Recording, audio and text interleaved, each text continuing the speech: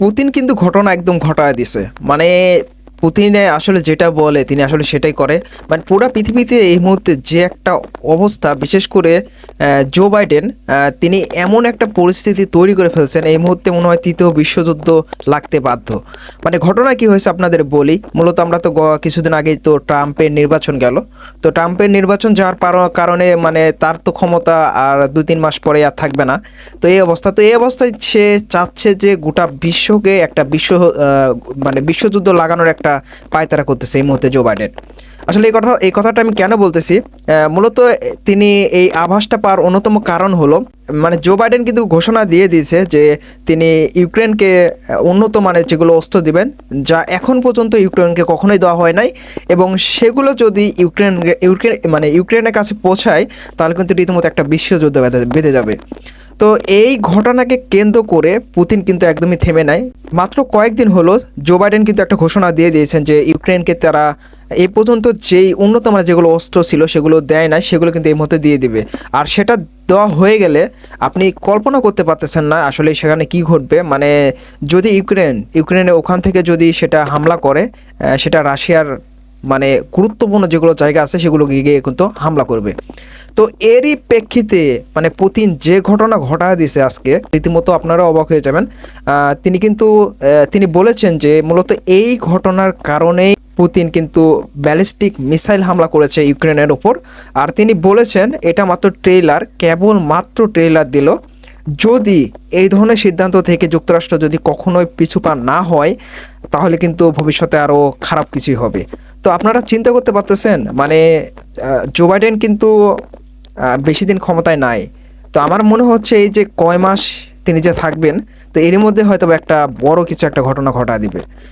এদিকে ট্রাম্প কিন্তু বলে দিয়েছে যে আমি গোটা পৃথিবীতে আর কি যুদ্ধ বন্ধ করতে চাই, এবং তার এই স্লোগানের মাধ্যমে তিনি কিন্তু ভোটে পাশ করেছেন এবং তিনি কিন্তু ক্ষমতায় এসেছেন। মূলত এখন মাত্র শপথ গ্রহণের পালা। তো এটা পার হয়ে গেলে তিনি কিন্তু তার ক্ষমতা হস্তান্তর করবেন, মানে তার পক্ষে নেবেন আর কি।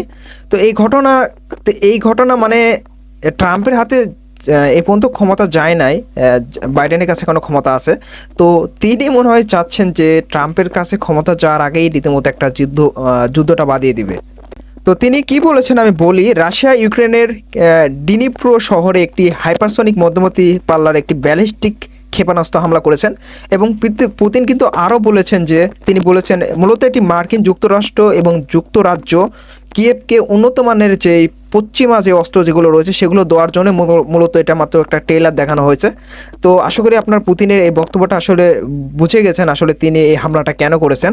তো তিনি তার পরবর্তীতে আরও একটা কথা বলেছেন যে এর পরবর্তীতে যদি কোনো রকম হামলা করা হয়, মূলত এইভাবে আর হামলা তিনি করবেন না। তিনি হয়তো সাধারণ জনগণকে একটি মেসেজ দিবেন বা সেখান থেকে দূরত্ব বজায় রাখতে বলবেন, তারপর তিনি হামলাটা করবেন। তিনি কিন্তু এই ধরনের কথাবার্তা তার কাছ থেকে পাওয়া গিয়েছে। তো আপনারা বুঝতেই পারছেন যে এই মুহূর্তে কি পরিস্থিতি। তো আপনাদের কি মনে হয় যে বিশ্বযুদ্ধ মানে গোটা বিশ্বে একটা যুদ্ধ বাঁধবে কি বাঁধবে না? আপনারা যে এই মুহূর্তে কিন্তু গোটা বিশ্বে একটা যুদ্ধের দামামা বেঁধে গেছে। তো যেখানে সেখানে যুদ্ধ লাগিয়ে দিয়ে যাচ্ছে জো বাইডেন। তো দেখা যাক ভবিষ্যতে কি হয়। তো ভালো থাকবেন সবাই, দেখা হচ্ছে পরে কোনো ভিডিওতে।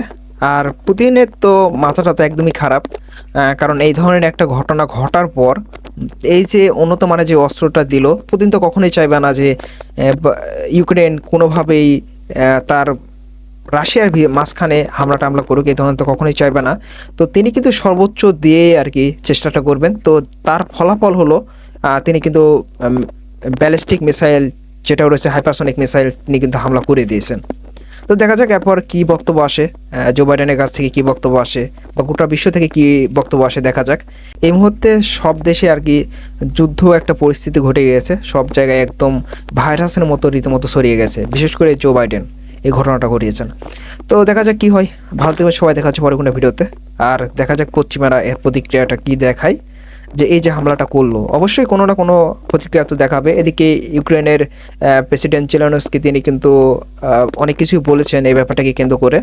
পরবর্তীতে ভিডিওতে আশা করি সেগুলো প্রকাশ করব, তারা কি বলে এবং যুক্তরাষ্ট্র এই ব্যাপারে কি প্রতিক্রিয়া দেখায় সম্পূর্ণ ভিডিও নিয়ে আর কি হাজির হব।